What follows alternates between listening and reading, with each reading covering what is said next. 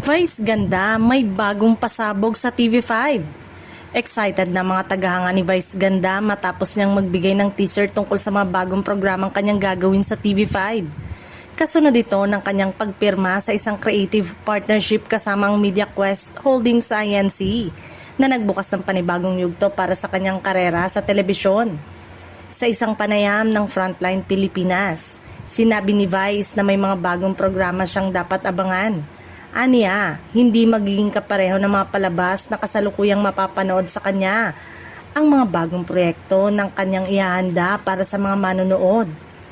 Ibinahagi rin ng Unkabogable superstar na nais niyang magkaroon ng iba't ibang uri ng programa at pamamaraan ng pagpapasaya sa publiko. Para kay Vice, mahalagang makapaghatid ng mga bagong konsepto na hindi lamang nakasentro sa isang format. Kabilang sa kanya mga nabanggit ang posibilidad ng mga game show, reality show at iba pang entertainment program. Dahil dito, lalo pang naging interesado ang mga tagahanga kung ano ang magiging itsura at konsepto ng mga bagong palabas na kanyang pangungunahan. Matagal nang kilala si Vice Ganda sa kanyang kakayanang magpasaya at makipag-ugnayan sa iba't ibang klase ng mga manonood. Kaya naman malaking tanong ngayon kung paano niya dadalhin ang kanyang kakaibang personalidad, humor at creativity sa mga bagong format na ihahanda para sa TV5.